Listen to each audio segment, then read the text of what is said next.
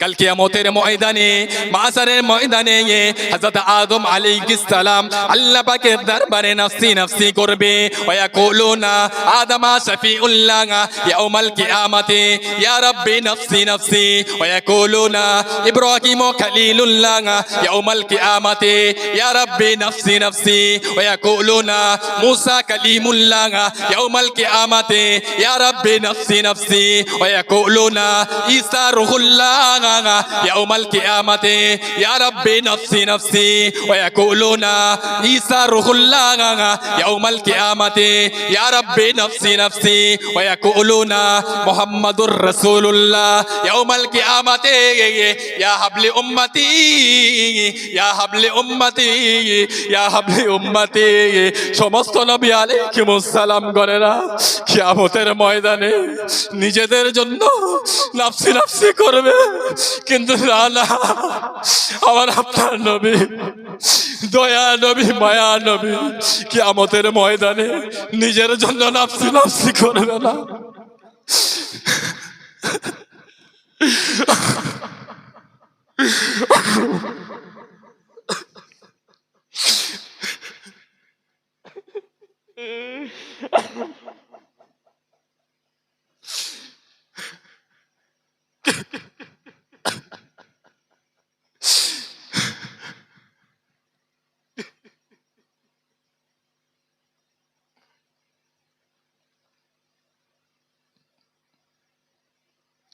কিয়ামতের ময়দানে সমস্ত নবী আলাইহিমুস সালাম গণেরা নিজেদের জন্য আল্লাহ পাকের দরবারে নফসি নফসি করবে, কিন্তু না না, আমার আপনার নবীকে আল্লাহ পাক এতটা মাকাম দিয়েছে, আল্লাহ পাক আমার আপনার নবীকে এতটা ভালোবাসে, এতটা পিয়ার করে।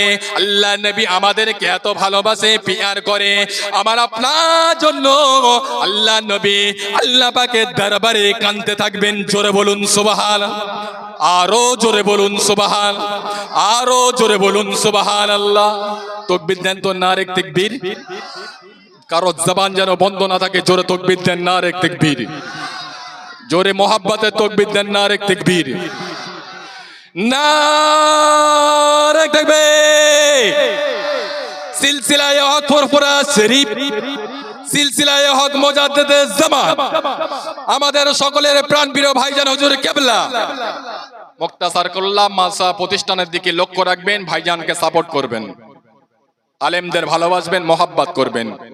যারা আলেমদের ভালোবাসে, পীরজাদাদের ভালোবাসে, আল্লাহ তাদের ভালোবাসে। আর যারা আলেমদের সঙ্গে গাদ্দারি করে, পীরজাদাদের সঙ্গে গাদ্দারি করে, এদের দুনিয়াতে লাঞ্ছিত হবে, অপমানিত হবে। কিয়ামতের ময়দানে আল্লাহ পাক এদের জন্য কঠিন শাস্তির ব্যবস্থা করেছেন। আর একটা মেসেজ দিতে চাই, ফুরফুরা শরীফে 21, 22, 23 ইসালে সবে সকলে আপনারা যাবেন। এর ঐতিহ্য আলাদা, এর ঐতিহ্য আলাদা। সময় নেই,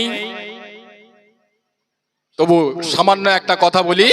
ফুরফুরা শরীফে মুজাদ্দিদুজ জামানকে আল্লাহ পাক এতটা মাকাম দিয়েছে, এতটা সম্মান দিয়েছে। ফুরফুরা শরীফের 21, 22, 23 সালে সওয়াব কোন এক সময়ে মদিনা শরীফের জমিন থেকে আমার নবী পাক ফুরফুরা জমিনে গিয়েছিলেন।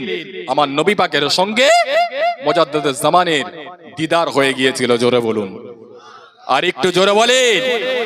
বিসমিল্লাহির রহমানির রহিম। সাব্বাহা লিল্লাহি মা ফিস সামাওয়াতি ওয়া মা ফিল আরদ। ক্বালা রাসূলুল্লাহি সাল্লাল্লাহু আলাইহি ওয়াসাল্লাম, ইন্নাল হাসাদা লিআকুলুল হাসানাতি কামা তাআকুলুন নারুল হাতাব, আও কামা ক্বালা নবী আলাইহিস সালাম। আল্লাহ পাকের দরবারে অশেষ মেহেরবানি যে আল্লাহ পাক আমাদের ভালোবেসে মোহাব্বত করে तमाम পৃথিবীর সমস্ত নোংরা জায়গা থেকে বাছাই করে জান্নাতের বাগানে বসিয়েছে। সেই রব্বুল আলামিনের দরবারে একটিবার শুকরিয়া স্বরূপ মোহাব্বতের সঙ্গে বলি আলহামদুলিল্লাহ। তারপরে আমরা এমন একটা নবী পাকের উম্মত হয়েছি, যে নবী পাকের উম্মত হওয়ার জন্য অন্যান্য নবী আলাইহিমুস সালাম গণেরা আল্লাহ পাকের দরবারে দাবি করেছিলেন, আল্লাহ আমাদের নবী না করে, রাসূল না করে, পয়গম্বর না করে আপনার আখিরি জামানার নবীর উম্মত করে পাঠান, তাহলে আমাদের জীবনটা ধন্য হবে। আমরা না তো আছে আল্লাহ পাক ভালোবেসে আখিরি জামানার নবীর উম্মত করে পাঠিয়েছেন। সেই নবী পাকের উপরে একটিবার দরুদের নজরানা সকলে বলি সাল্লাল্লাহু আলাইহি ওয়াসাল্লাম। আল্লাহ পাক আমার আপনার নবীকে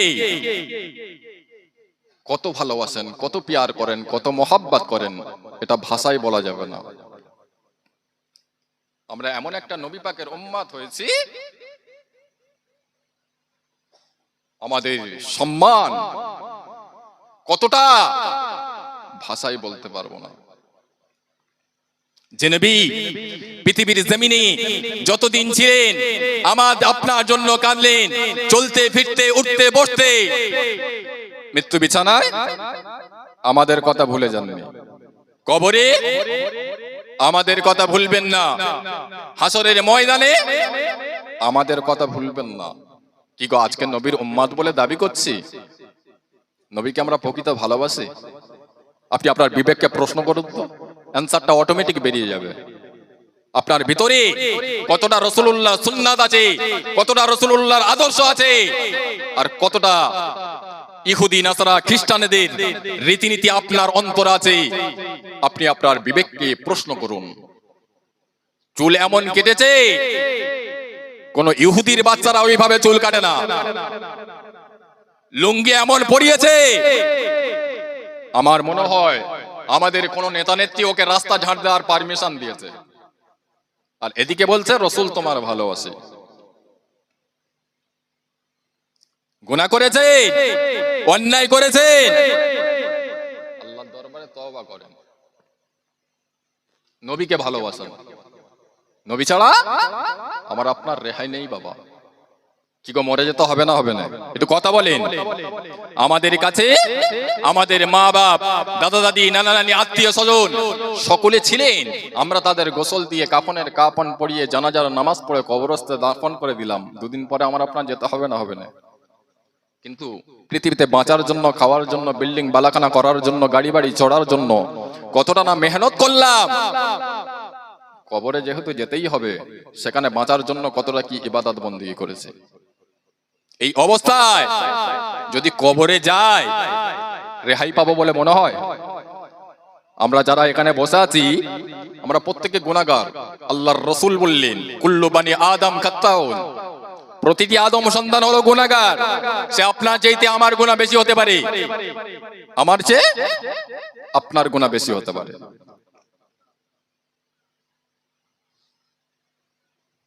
নবীকে কতটা ভালোবাসলাম, যে নবীকে আল্লাহ পাক নিজেই কত ভালোবাসেন। ও জনেরা, যুবকের আঙা, ও আমার নবী পাকের আদরের উম্মত উম্মতিরা, ও আমার মায়েরা বোনেরা, কান খাড়া করে ঠান্ডা মাথায় কথাটা বোঝেন।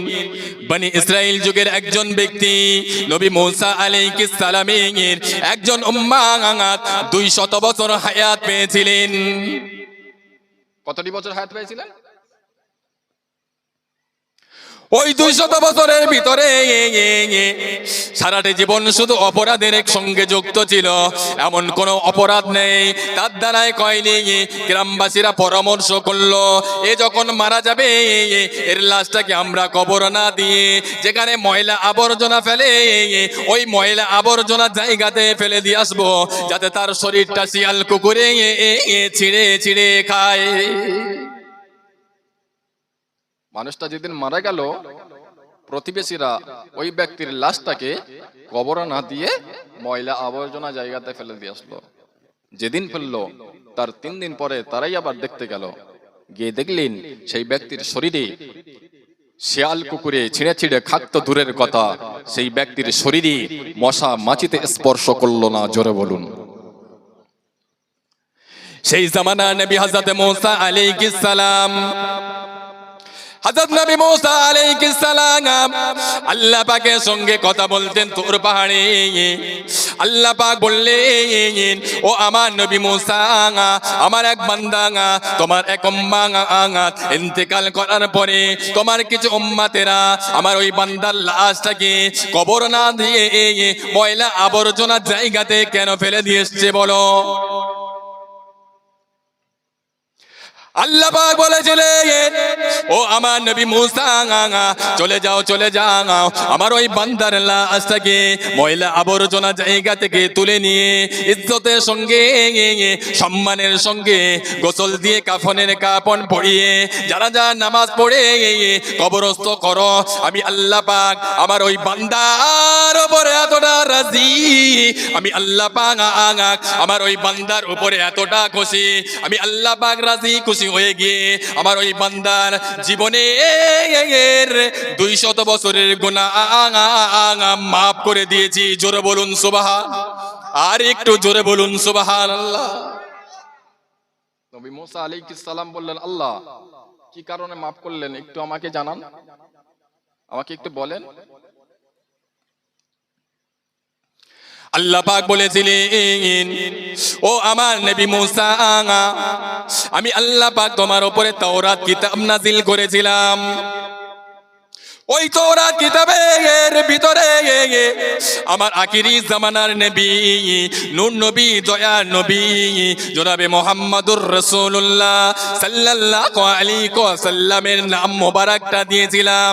কোন এক সময়ে তোমার উম্মাহ আমার বান্দা তাওরাত কিতাবটা পড়ছিল। তাওরাত কিতাবটা পড়তে পড়তে আমার আখিরি জামানার নবী, নূর নবী, দয়ার নবী জনাবে মুহাম্মদুর রাসূলুল্লাহ সাল্লাল্লাহু আলাইহি ওয়াসাল্লামের নাম মোবারকটা দেখেছিল। আমার বান্দারা থাকতে পেরে আমার হাবিবের নামের উপরে একবার মোহাব্বতের সঙ্গে দোসা খেয়েছিল, একবার ভালোবাসার সঙ্গে দরুদ পড়েছিল। ও আমার নবী মুসা, আমি আল্লাহ পাক এতটা রাজি খুশি হয়ে গিয়েছি, আমি এতটা সন্তুষ্ট হয়ে গিয়েছি, আমি আল্লাহ পাক রাজি খুশি হয়ে গিয়ে আমার ওই বান্দার জীবনের 200 বছরের গুনাহ মাফ করে দিয়েছি। জোরে বলুন সুবহান, আর একটু জোরে বলুন সুবহানাল্লাহ। কি গো নবী মুসা আলাইহিস সালামের উম্মত, আমার নবী পাকের নামের উপরে সম্মান করে চুমা খাওয়ার কারণে, দরুদ শরীফ পড়ার কারণে তার জীবনের গুনাহ যদি মাফ হতে পারে, আমরা সেই নবীর উম্মত। আমার নবী পাকের সুন্নাত অনুযায়ী চললে, আমার নবী পাকের আদর্শ অনুযায়ী চললে আমাদের গুনাহ মাফ হবে না? হবে না? হুজুরের যেই মাদ্রাসা, এই মাদ্রাসার ছেলেরা সুন্নাত অনুযায়ী চলে তো নাকি? হ্যাঁ না, উদাউট বিড়ি খাওয়া মালেদের মতন চলে, ফ্রি ফায়ার খেলা মালেদের মতন চলে। মাদ্রাসার ছেলেদের চলাফেরা আলাদা, ওটা বসা।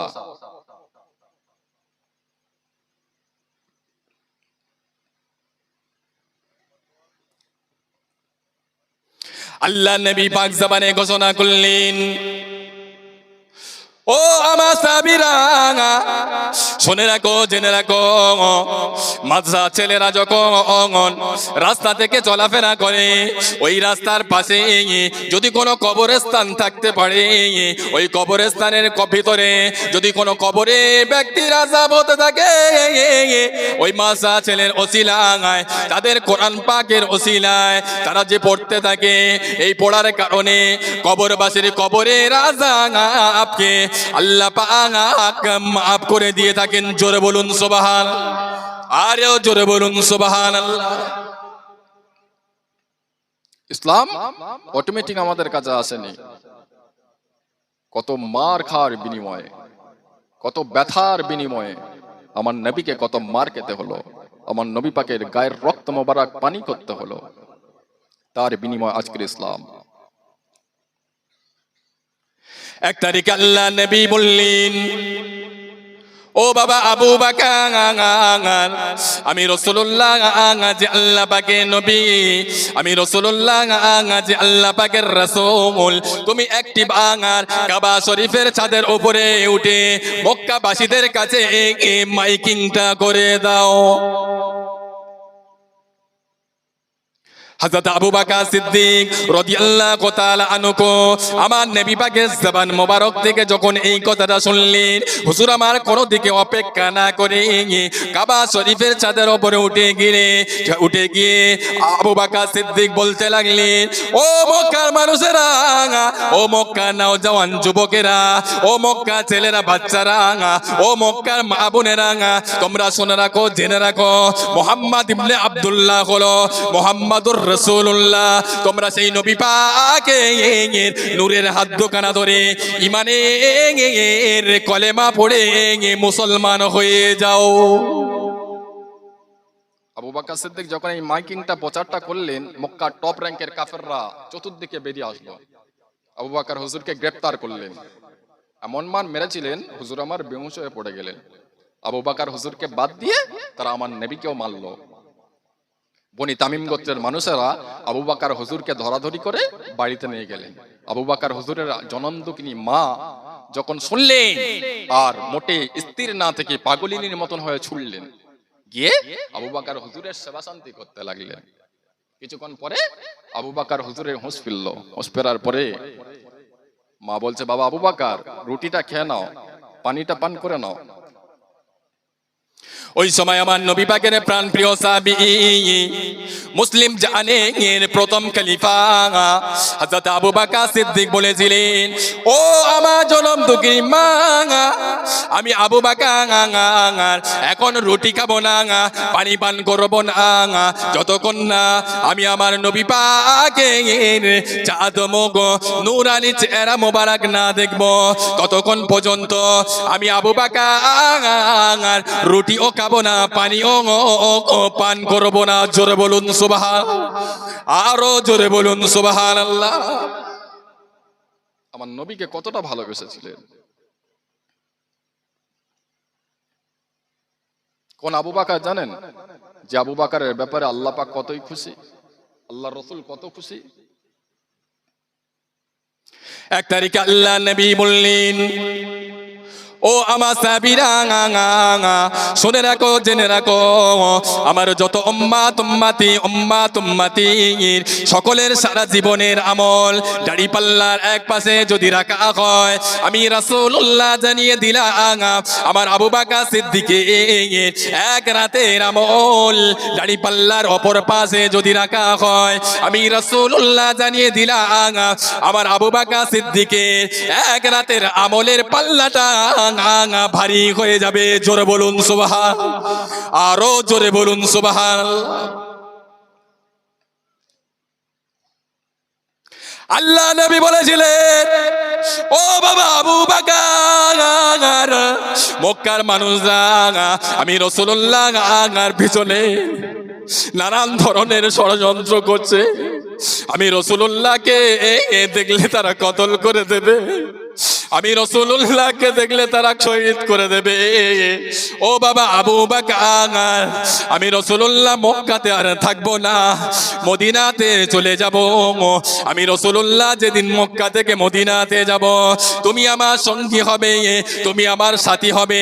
বাবা আবু বকর, কথাটা মনে রেখে দিও, কথাটা যেন ভুলে যেও না। এই কথাটা বলার 6 মাস পরে আল্লাহর রাসূলের হিজরত হলো। মক্কা টপ র্যাঙ্কের কাফেররা প্রায় 17টা গোত্র আমার নবী পাকের ঘরের চতুর্দিকে ঘেরাও করলো। আল্লাহ পাক সহ্য করতে না পেরে ফেরেশতা রুহুল আমিন আলাইহিস সালামকে আমার নবী পাকের দরবারে হাজির করলেন। ফেরেশতা রুহুল আমিন আলাইহিস সালাম বললেন, ইয়া রাসূলুল্লাহ, আপনি এখনই মক্কা থেকে মদিনাতে চলে যান। আল্লাহ রাসূল বললেন, কিভাবে যাব? তারা তো আমার ঘরের চতুর্দিকে ঘেরাও করেছে। ফেরেশতা রুহুল আমিন আলাইহিস সালাম আমার নবীকে বললেন, ইয়া রাসূলুল্লাহ, ইয়া হাবিবাল্লাহ, হুজুর আপনি এক মস্ত বালু নিন, ওই বালুতে আল্লাহ পাকের কালাম ওয়াজআলনা মিন বাইনা আইদিহিম সাদ্দাও ওয়া মিন খালফিহিম সাদ্দাও ফাআগসাইনাকুম ফাহুম লা ইবসিরুন। এই আয়াতে কারিমাটা পড়ে তাদের সামনে উড়িয়ে দেন। প্রত্যেকটা বালুর কণা কাফেরদের চোখেতে আল্লাহ পাক দিয়ে দেবে। আপনি তাদের সামনে থেকে হেঁটে হেঁটে যাবেন, তারা আপনাকে আর কেউ দেখতে পাবে না। আল্লাহ রসুল এক মস্ত বালু নিয়ে কোরআন পাকের আয়াত তেলাওয়াত করে তাদের সামনে উড়িয়ে দিয়ে আল্লাহ রসুল তাদের সামনে থেকে হেঁটে গেলেন। তারা আমার নবীকে আর দেখতে পেল না। জোরে বলুন না সুবহান। আর একটু জোরে হবে না? আল্লাহ নবী তাদের সামনে থেকে গুটি গুটি কদমে হেঁটে গিয়ে আবু বকর সিদ্দিক রাদিয়াল্লাহু তাআলা আনহু ঘরের দরওয়াজা একবার যেই না আবু বকর বলে ডেকেছে, বলার সঙ্গে সঙ্গে আবু বকর সিদ্দিক ঘরের দরওয়াজা খুলে দিয়েছিলেন। জোরে বলুন সুবহানাল্লাহ। আল্লাহ নবী বললেন, ও বাবা আবু বকর, আমি রাসূলুল্লাহ আজকে তোমার ঘরের দরওয়াজায় আসব। এই সংবাদটা কি করে জানলেন?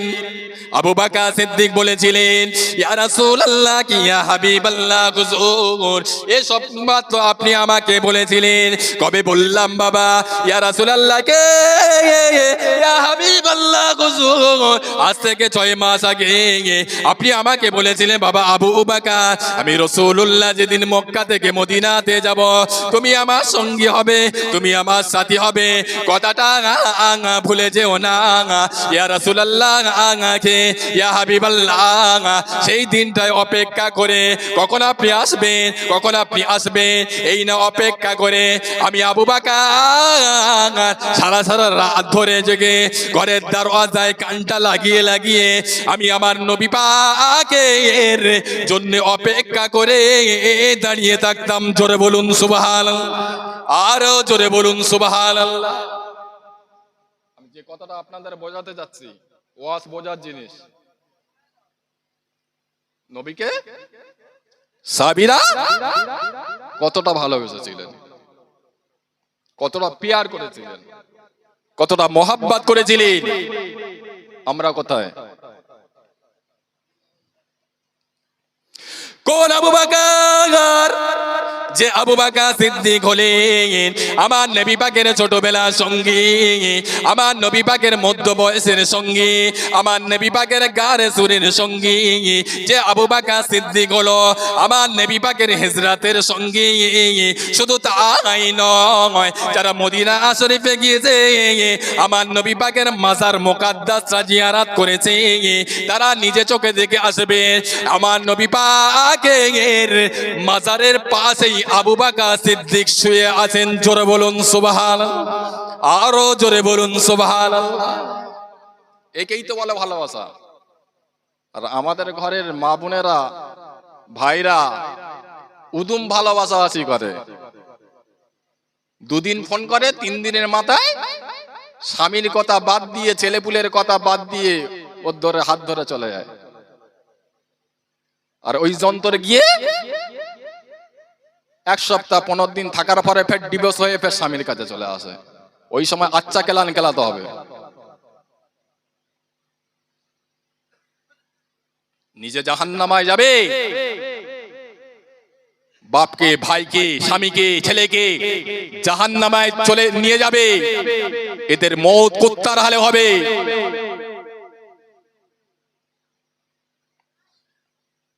যদি প্রকৃত রসুলকে ভালোবাসতো, আল্লাহকে ভালোবাসতো, এদের দ্বারা এই রকম কাজ হতো না। হতো?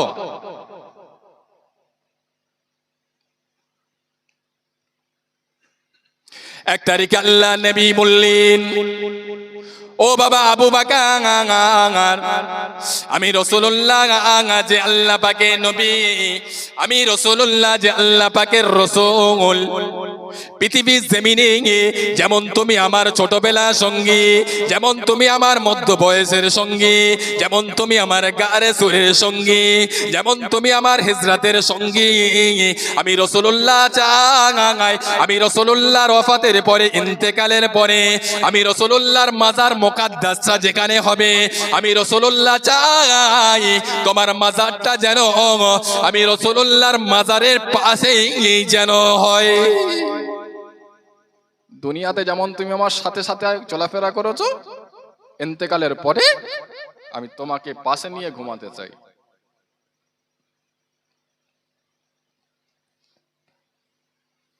আল্লাহ নবীর ওয়াফাতের পরে, আল্লাহ রাসূলের ইন্তেকালের পরে 1 তারিখ আবু বকর সিদ্দিক আল্লাহ নবী সাহাবীদেরকে ডেকে বললেন, ও আমার নবী পাকের সাহাবীরা, আমি আবু বকর যখন মারা যাব, মরে যাব, আমি আবু বকরের লাশটাকে গোসল দিয়ে কাফনের কাফন পরিয়ে জানাজার নামাজ পড়ে আমার লাশটাকে আল্লাহ নবীর মাজারের পাশে রেখে দিয়ে আল্লাহ নবীকে সালাম দেবে, ইয়া রাসূলুল্লাহ কে, ইয়া হাবিবাল্লাহ, আপনার বন্ধু আবু বকর ইন্তেকাল করেছে, আপনার বন্ধুর লাশটাকে আপনার মাজারের পাশে রেখে দিয়েছে, ইয়া রাসূলুল্লাহ কে, ইয়া হাবিবাল্লাহ হুজুর, আপনি একবার ইজাজত দেন, আপনি একবার অনুমতি দেন, আপনি একবার পারমিশন দেন, তাহলে আবু বকর সিদ্দিকের লাশটাকে আপনার মাজারের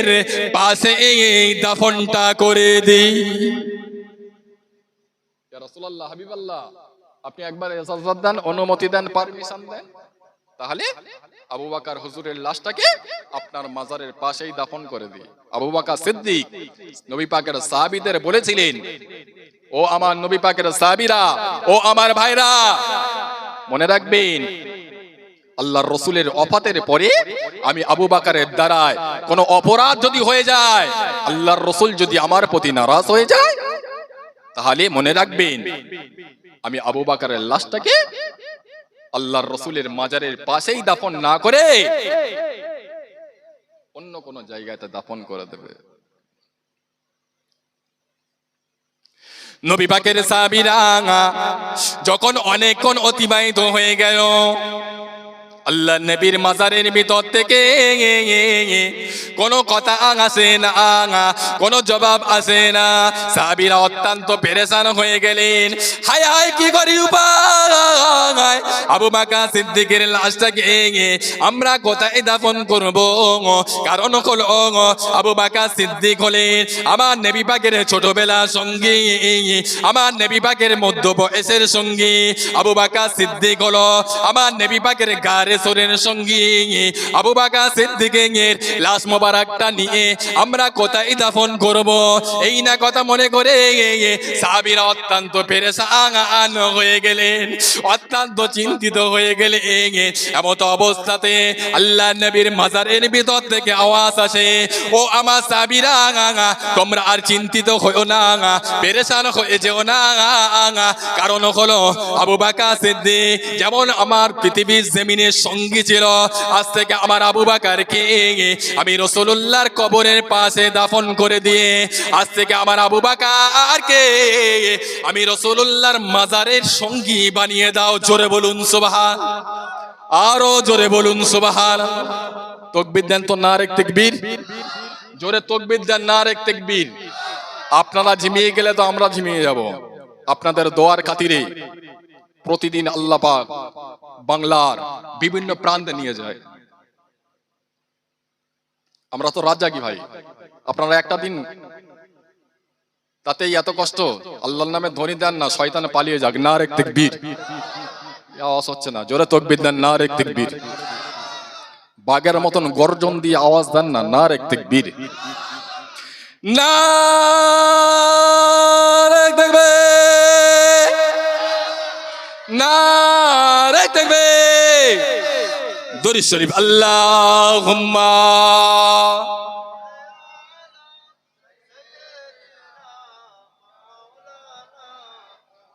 ওয়ালা আলি সাইয়্যিদিনা শাফিঈ।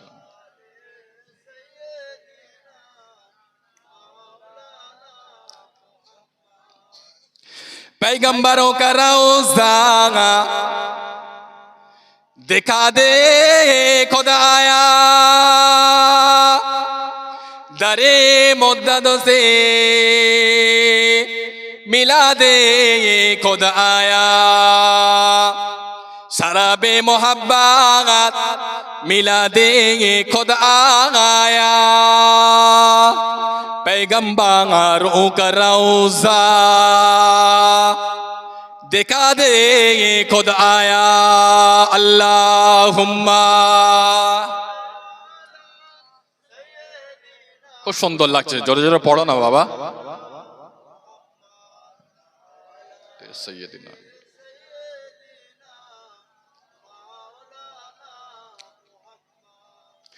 तौहीद का डंका आलम में बजवा दिया कमली औले ने, तौहीद का डंका आलम में बजवा दिया कमली औले ने, पी पी के पियाले कौसर के लौटेंगे मजाजी भर भर के, इन्ना आतईना कल कौसार फरमा दिया कमली औले ने, दीनो मिला ईमानो मिला पढ़ने के लिए कुरान मिला, जो कुछ देने का था सब कुछ दिलवा दिया कमली वाले ने, बोलो ला इलाहा इल्लल्लाह।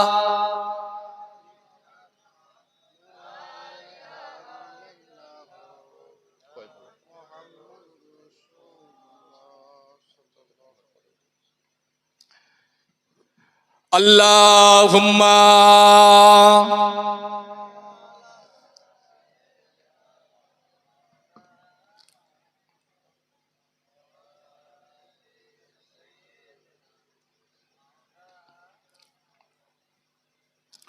কি গো, নবীকে ভালোবাসতে হবে না হবে না?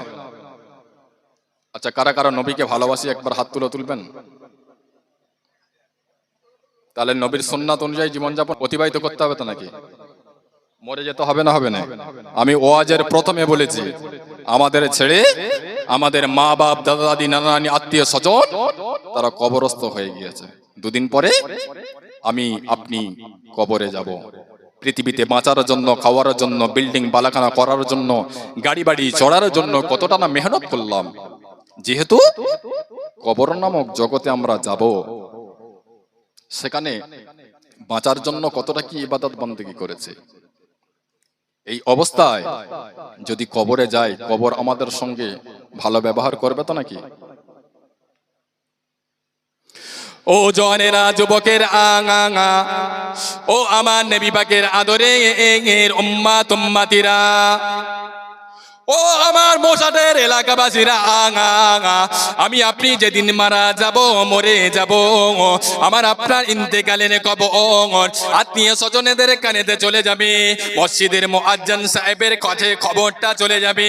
মসজিদের মুয়াজ্জিন সাহেব মসজিদে মাইকিং করবে, অমুকের ছেলে অমুক ইন্তেকাল করেছে, অমুকের জানাজা নামাজ অমুক সময়ে অনুষ্ঠিত হবে। আমাদের এলাকায় কেউ মারা গেলে মাইকিং করে, আপনাদের এদিকে করে না? করে না? আমার আপনার ইন্তেকালের খবর শুনে আত্মীয় স্বজনেরা কাঁদতে কাঁদতে আমাদের বাড়িতে চলে আসবে। মা কাঁদবে, বোন কাঁদবে, ভাই কাঁদবে, আত্মীয় স্বজনেরা কাঁদতে থাকবে। যতই কান্না করুক না কেন, আমি আপনি তাদের কথার জবাব দিতে পারবো না। কেউ কেউ এসে বলবে, তাড়াতাড়ি করে গোসলটা দিয়ে দাও।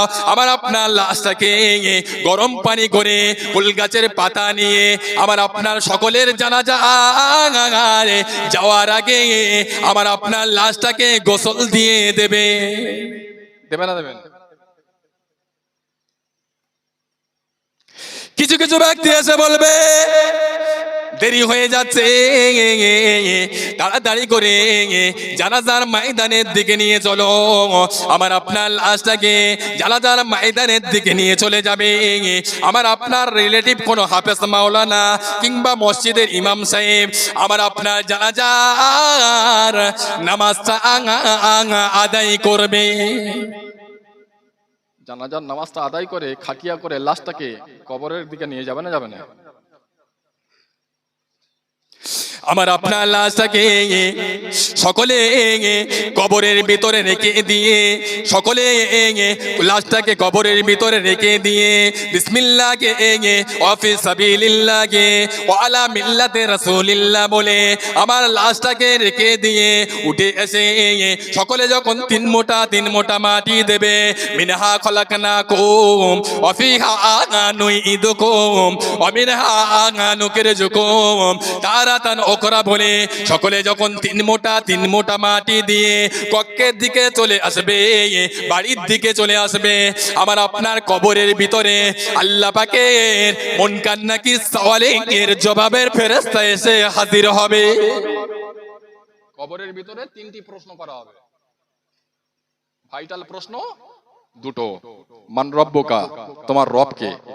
আল্লাহ পাকের মাহবুব বান্দা হলে ওই ব্যক্তিটা বলবে রব্বি আল্লাহ। নবীর আশিক উম্মত হলে ওই ব্যক্তিটা বলবে, আমার নবীকে দেখিয়ে দিয়ে ফেরেশতারা বলবে মা কুনতা তাকুলু ফি হাযার রাজুল, এই ব্যক্তি সম্পর্কে তোমার ধ্যান ধরো নাকি? যদি নবীর আশিক উম্মত হয় ওই ব্যক্তিটা বলবে হাযা সাইয়্যিদিনা মুহাম্মাদুর রাসূলুল্লাহ, ইনি অন্য কেউ নয়, ইনি হলেন আমার আপনার নবী, দিন দুনিয়ার বাদশা। জোরে বলুন। যারা লুঙ্গি নিচে পর্যন্ত পরে, তের নাম চুল কাটে, ফ্রি ফায়ার খেলা মালগুলো নবীকে চিনতে পারবে? চোখ বুলু হয়ে যাবে, তো চোখ লাল হয়ে যাবে, ফেরেশতারা উদুম চালাবে, কবরে রেহাই পাবে?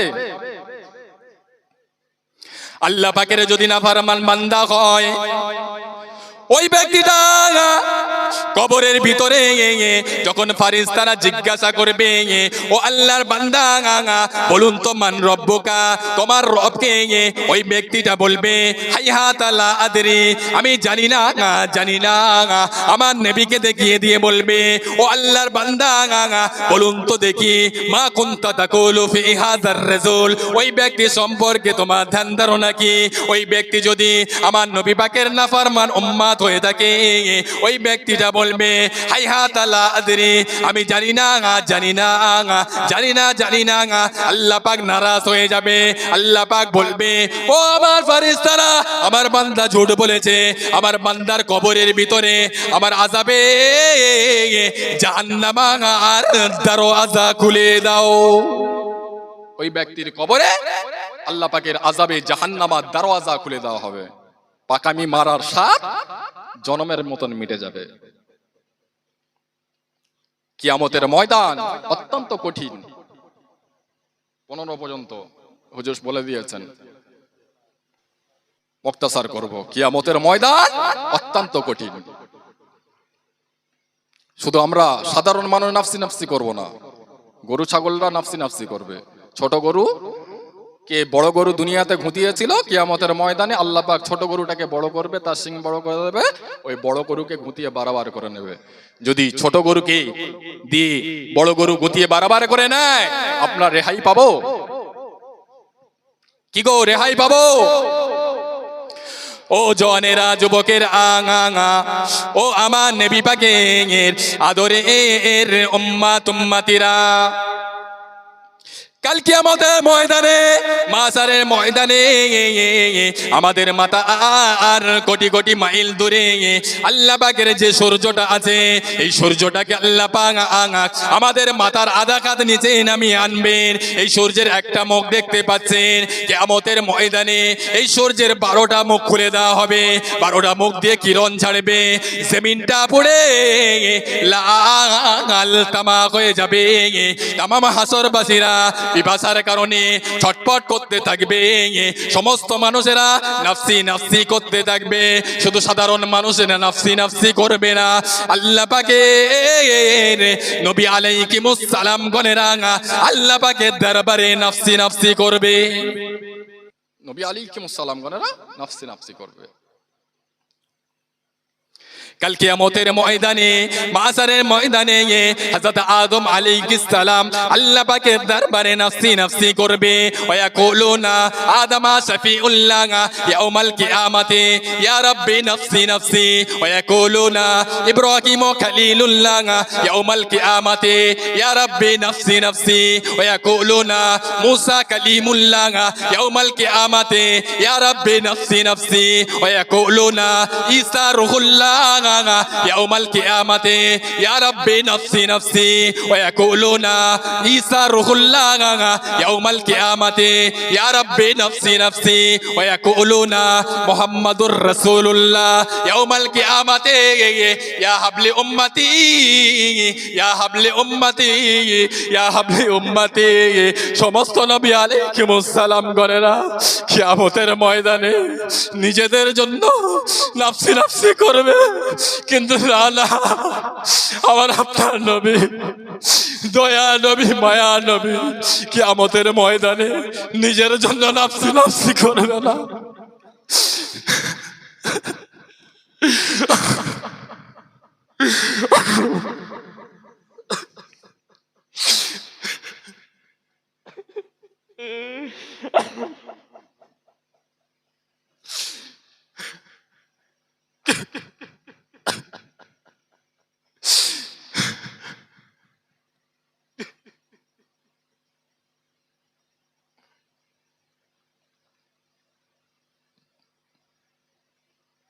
কিয়ামতের ময়দানে সমস্ত নবী আলাইহিস সালাম গণেরা নিজেদের জন্য আল্লাহ পাকের দরবারে নাফসি নাফসি করবে, কিন্তু না না, আমার আপনার নবীকে আল্লাহ পাক এতটা মাকাম দিয়েছে, আল্লাহ পাক আমার আপনার নবীকে এতটা ভালোবাসে, এতটা পিয়ার করে, আল্লাহ নবী আমাদেরকে এত ভালোবাসে, পিয়ার করে, আমার আপনার জন্য আল্লাহ নবী আল্লাহ পাকের দরবারে কাঁদতে থাকবেন। জোরে বলুন সুবহানাল্লাহ, আরো জোরে বলুন সুবহান, আরো জোরে বলুন সুবহানাল্লাহ।